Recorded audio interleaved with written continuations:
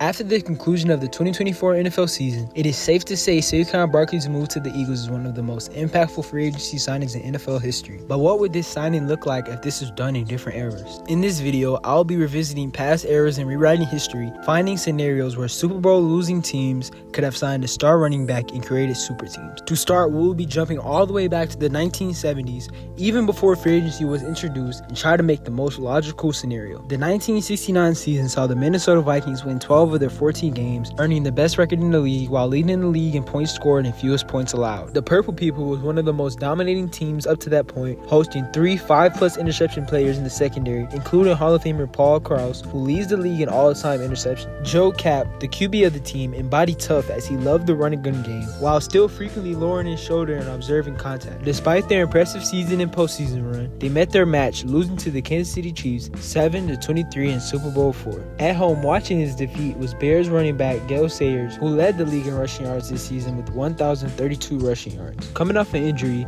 he put up impressive numbers, winning Comeback Player of the Year. Gale was a top back in the league, also earning his 4th Pro Bowl and 5th All-Pro First Team. And despite all this, his team still put up a 1-13 record. Ultimately, it was clear that Sayers had lost a few steps, and after battling an injury the next 2 seasons, he was out of the league by 1972. But let's say free agency is a thing, and he leaves the terrible Bears and takes his talents to the Minnesota Vikings. Here, he'll be running behind an exceptional O-line, replacing Dave Osborne and adding another killer weapon to his deadly offense. Now, while I don't think Gale would have played much longer with the Vikings due to the injury he suffered in 1968, I believe in this hypothetical NFL, the Vikings make it past the Niners in the divisional and beat the Cowboys, which they did in the regular season, this time in the NFC Championship to go to the Super Bowl and capture his first ring against the Colts and retire as champion. The 1980s saw the rise of some historic franchises, but in 1983, the NFL saw the beginning of one of the most iconic QB careers ever. A year removed from a Super Bowl loss to the Redskins, the Miami Dolphins drafted a young QB, Dan Marino. He didn't start immediately, but when he did, he made an immediate impact. He won them 9 of their last 11 with 2,210 passing yards, 20 TDs, and only 6 picks. They had earned themselves a divisional matchup against the Seahawks, where they lost 20-27. The run game wasn't bad, as Tony Nathan rushed for nearly 700 yards and received for 461. But in this hypothetical league, Dolphins move on from him and get running back William Andrews coming off a career year. Any football fan who was watching football in the 80s know William Andrews, but if you don't, William Andrews was a running back that played for the Atlanta Falcons,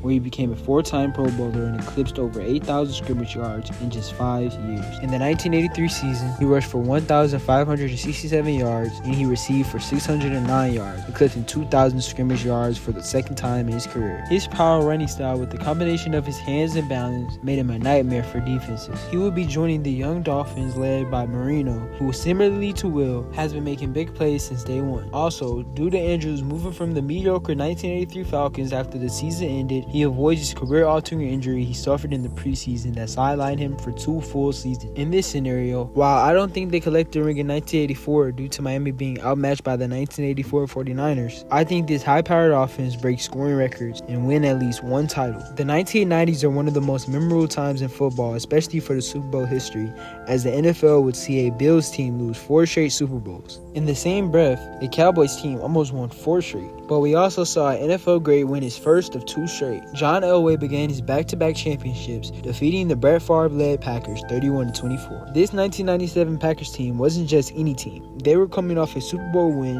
and had high expectations, coming into a season with the undefeated talks, but disappointed with their 13-3 record. They still managed to beat a very tough 49ers team in the NFC title game and reached the Super Bowl where they were heavily favored to beat the Broncos. At 11.5-point underdogs, Elway knew his time was ticking and rallied the Broncos to a Super Bowl win in one of the greatest Super Bowl games of all time. Despite the loss, this Packers squad was seriously still one of the greatest teams assembled, with Favre winning his 3rd straight MVP. But they followed this season with an 11-5 record, losing in the wildcard round to the 49ers. This season was a dud for the Packers, and after the loss, they lost head coach Mike Holmgren and Hall of Famer Reggie White. But in this NFL, the rich get richer, and running back Barry Sanders decides not to retire and signed with the Super Bowl-contending Packers. Barry Sanders, up to this point in 1999, was considered one of the most talented running backs ever. He held many records at this position, winning Offensive Player of the Year 2 times, won MVP once, and rushed for 1,000 while making the Pro Bowl every year of his career. And even despite the 1999 1999 Packers having a 1,000-yard rusher in Dorsey Levens. In this hypothetical NFL, the Packers believe Barry can make a huge impact and help the team go back to another Super Bowl while having Dorsey Levens still get snaps at running back 2. This move encourages Reggie White to run it back one more season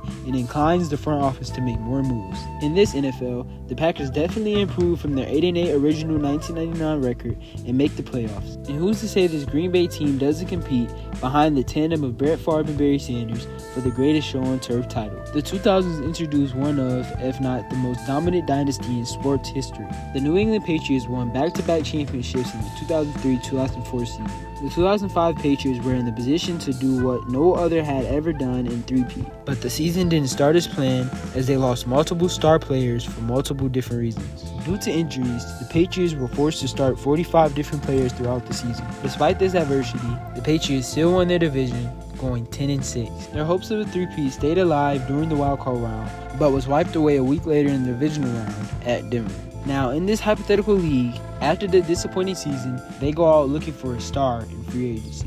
What they strike changes the trajectory of the NFL forever. In the offseason, the Patriots go over and sign superstar running back Edgerrin James. Edgerrin James, up to this point, played 7 years with the Indianapolis Colts, rushing for 9,226 yards and 64 TDs. He ranked first in yards and fourth in TDs in this span. He was a 4-time Pro Bowler and a former Rookie of the Year. In real life, after the 2005 season, he went to the Cardinals, where he still produced stellar numbers, but in this universe, he directly affects his former team's 2006 success. The Colts in 2006 actually beat the Patriots in the AFC Championship game, advancing to the Super Bowl, where they won. But in my NFL, with Edgerrin James running behind the Patriots O-line, with Brady and the team playing how they're playing, I think they win the 2006 Super Bowl. Not only that, I think they go back-to-back in 2007 with the addition of Randy Moss, completing the perfect season. The 2010s consisted of many exciting runners of the football. Closer to the end of the decade, the 49ers made a similar move acquiring Christian McCaffrey, which they didn't actually do in the 2010s, but their 2019 team lost the Super Bowl, which directly influenced the pursuit of McCaffrey. And even though the move wasn't a free agency move, the whole point of the video was to convey how Saquon Barkley's addition to the Eagles team